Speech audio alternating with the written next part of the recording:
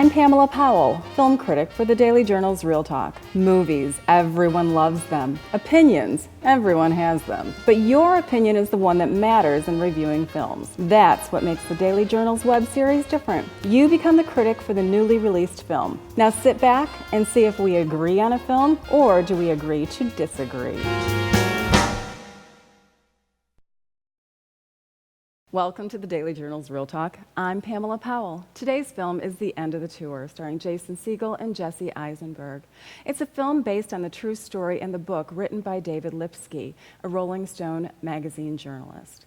It captures this true story about David Foster Wallace, who was a world-renowned author, brilliant person who struggled with depression. David Wallace Foster and David Lipsky accompany each other on the final book tour across part of the Midwest, actually near this area. And we find out a little bit more about him, David Foster Wallace, and his struggle with depression, and the red flags of his ultimate demise. Here to talk with me today is attorney and film buff. We have Dennis Barron. Dennis, thank you so much for joining us. Sure. Now, you were able to see this film at the Ebert Fest in April, I believe it was, in Champaign. So tell me what your initial impression is of The End of the Tour. What did you think of the film? Well, it's a conversation. It's basically a conversation for most of the film between Lipsky and David Foster Wallace.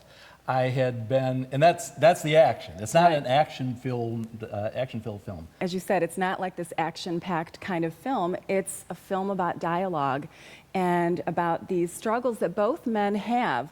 Lipsky, who admires Wallace and wants to be more like him and can't understand why he isn't happy with where he's at. He would give anything to be at the state that Wallace is at. He wants something better than he has. I want precisely what he has already. Yet Wallace is always just wondering whether or not he's good enough and worried about other people's perceptions. And I think it really gives you great insight into depression and what people, no matter where you're at in your successes, can struggle with. What you just described there is a tough agenda for an actor to take on. David Foster Wallace killed himself in 2008. He had been on medication off and on during his entire life, and was a brilliant author. From everything I've read about him, and now I'm reading him, and he is truly a brilliant author. That's not an easy thing to do, and Jason Segel hit it. What's wrong? It's just you're gonna go back to New York and like sit at your desk and shape this thing however you want. And that, I mean, to me, it's just extremely disturbing. Jason Segel embodied this author. He looks like him. If you look at some of the pictures, he dresses like him. His speech mannerisms, his overall body movements, I think he completely took on this character and nailed it. I've never seen Jason Segel in a part like this. He's taken on a couple serious roles, but never like this. And I think it really gives us a little bit more insight into the depth and his abilities as an actor. When I saw the movie, it was in Champaign at the Virginia Theater, which is where the Roger Ebert Film Festival is screened every year. And after the films, they have principals of the movie that appear and talk. And Jason Segel was there, along with the director, James Ponset. And Jason Segel was very similar in person to the character that he played. Really? Yeah. Oh, He's without the troubled part. He was a lot more.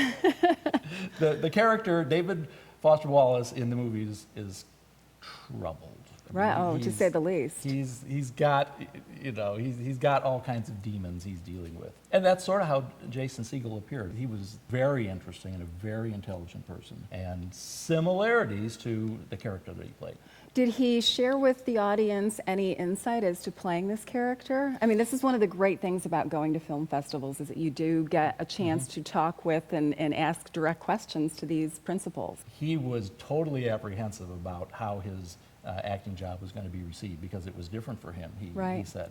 And he said, they were going to show the movie. At the end of the movie, he's just thinking that the people are going to be sitting out there and they're going to say, nope. But he was very apprehensive about how he was going to come off. Right, I'm sure that's probably out of his comfort zone. He is known for those fluff comedies. Now, the film appears to have been filmed around this area, and he taught at a local university, the real David Foster Wallace, correct? Yeah, David Foster Wallace was a professor at Illinois State University. And one point in the show, I think David Lipsky says, well, he's trying to convince his editor, I'm going to go down to this small college, small Illinois college in the middle of nowhere. I think that's what he said. And now we're sitting with 2,000 people in Champaign, Illinois, which could be looked on as being in the middle of nowhere. Right, And right. they got a great reaction. I'm sure it did. Yeah, it was a big reaction. Then the director afterwards said, I've never seen, we screened this a lot of times, we never had a reaction like that to that Oh, that's line." funny, yeah. Yeah. Yeah, well, it definitely captured the harsh, brutal Midwestern winters with the crunch of the snow. I swear I got cold in the theater as I was watching this. Way. I treasure my regular guyness. You don't crack open a 1,000-page book because you heard the author is a regular guy. You do it because he's brilliant, because you want him to be brilliant. Jesse Eisenberg's performance, I really enjoyed him, although I think he's a typical Jesse Eisenberg in all the movies that I've seen him in. He's cocky, he's very quick-witted, and very fast-paced staccato speech. And that's his character in this as well. What did you think of his performance? Throughout the show, I was aware of the fact that this is Jesse Eisenberg playing a part. Okay. I don't think that he became his character. In my mind, this was still the actor, and he acted all the way through. So tell me, what is your overall recommendation for people to go and see the end of the tour? I think they should, so do we agree on seeing the end of the tour? Absolutely. Very good. And don't be scared away by the fact that maybe you haven't heard of David Foster Wallace, because this is an opportunity to get to know him. And don't be scared away by the fact that it's a conversation, because guaranteed you'll love it. It's an eloquent, insightful conversation. Dennis, thank you so much for sharing your thoughts on Sure. the end of the tour. Well, thank you. And that's it for this week's Real Talk, the movie review show you can access anytime and anywhere. Be sure to check out previous episodes at the Daily Journal's website. That's daily-journal.com, along with all my movie reviews. Tune in next week when Christopher Taki joins me to talk about Fantastic Four. And Dennis, that's a wrap.